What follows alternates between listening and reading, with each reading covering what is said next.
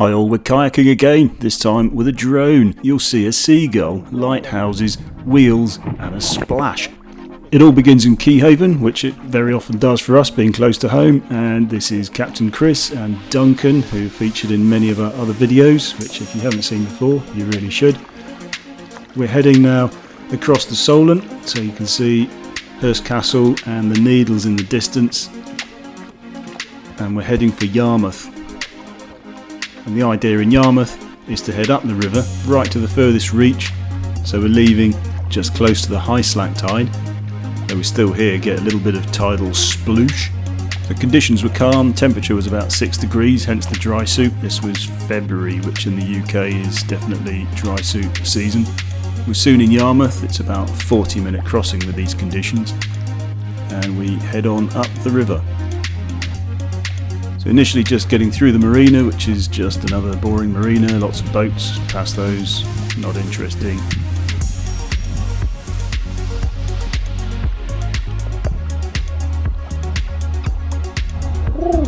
Practice a bit of pidgin English with the locals. On under the bridge, and that is where the paddle starts to get more interesting and a lot more unique. So our arrival at the bridge at Yarmouth was coincided with Dan the drone legend of Cassa's World. So as we headed up the river, he was following us at a bit of altitude, as you can see, and it's just such a unique perspective of this bit of river, which is beautiful from the water level, but it's even more amazing from above. So the river is navigable for about 2 miles or so from Yarmouth. You follow it upstream to the causeway. Now the causeway, you can only really get there on or close to a high tide.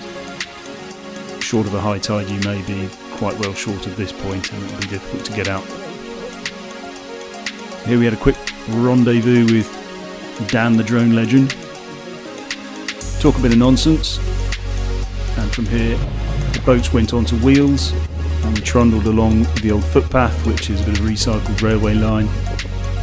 That then connects you with the main road, where perfectly normal we stroll along in our rubber suits, not attracting any attention at all, which brings us to Freshwater Bay on the south coast. So at Freshwater, quick game of Tetris, getting the wheels and bits and pieces all back into the boat, and from there we're off. And if you know this part of the Isle of Wight, the scenery takes a far more dramatic turn with the cliffs heading straight into the water.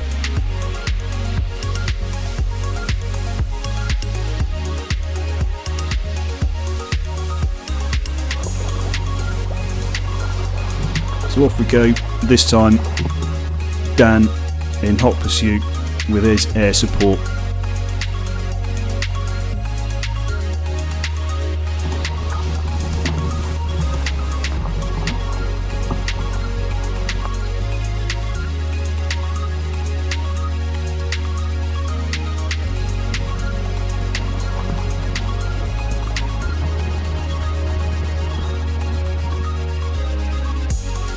So this bit of coast, looking now at Alum Bay. If you know that area, there's a small tunnel there, used to be a smuggler's tunnel, apparently.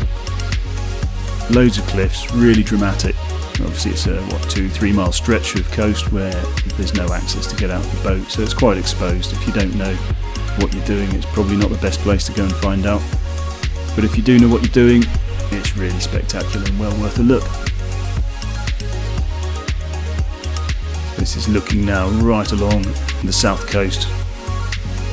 Visible over my shoulder is St Catherine's, which is the southernmost tip, and then sweeping back along the cliffs.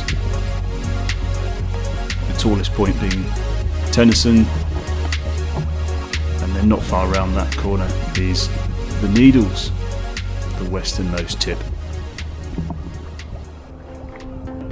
Round the corner we're into Scratchell's Bay, which is only accessible by boat. There's a cool sea cave there if you're ever in the area, well worth a look. And then of course the Needles Lighthouse, and of course the wreck not far off it, which at times with the right conditions is visible.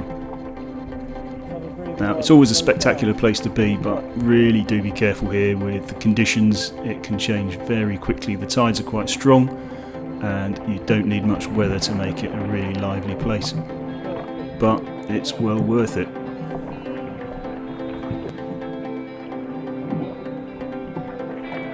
So as you come round the corner, we're now heading against the tide, and at this point it's actually flowing quite strongly as well, so you can see it starting to try and pull us through the gap there towards the south. Try and catch a bit of surf, unsuccessfully.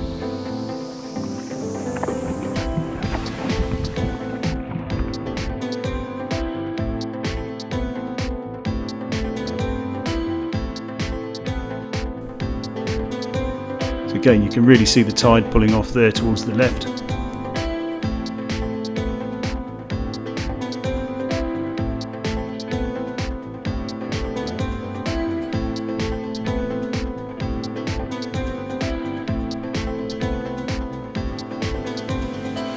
There's that view.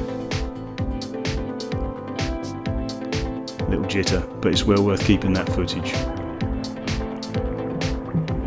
So around the corner now, away from the stronger currents, we hug the cliff, and you can see these windows which we talked about on other videos, which then go into a network of tunnels and up to the top of the cliff from the Needles old battery.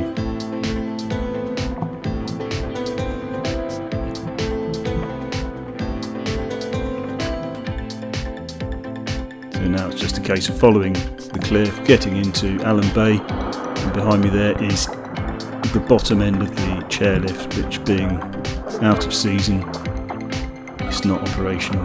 We had about an hour and a half to kill here on the beach. That gave us then time while the tide slowed down enough to get round the corner, head off east and ultimately make the crossing back home. Had a gossip to the Chinese students, bit of lunch, and met up again with Dan. Had a little play with his drone, stare at the coloured cliffs before heading out again. So out from Alum, we're just going to follow the coast now around towards the east until we get to about Fort Albert, where we'll strike across the bay. We get this up close view of someone who got it all wrong. I can't see that floating off the beach in the near future, but never mind. The locals seem to be having a good look at it up close.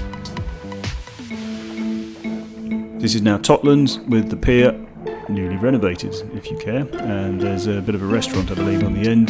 This is now Fort Albert, and this is where we make the turn. We go across. There's still a little bit of ebb tide, but it's fine. We're calm enough now to not really be an issue. Small amount of sploosh along the way, which is just a bit of tide coming through the narrow gap there. And before you know it, Hurst Castle, Needles in the distance, very much the view that we saw at the very start of it. And coming into Keyhaven River, so then looking back at the Hurst Castle from the opposite side, leading to a very shallow and ultimately quite a muddy arrival at Keyhaven. So job done. That was about 27 k's, and we paddled for about 4 hours plus maybe half an hour walking and the hour and a half on the beach, which was just waiting, gossiping, eating. GPS route shows where we went, what we did. There's plenty more to come. I've still got loads of footage that I haven't even looked at yet, including Hamble River, Bewley River. There's more trips to come. You may have seen Colombia. I've got Rio yet to come, hoping for a paddle from that. Stay with us. See you soon.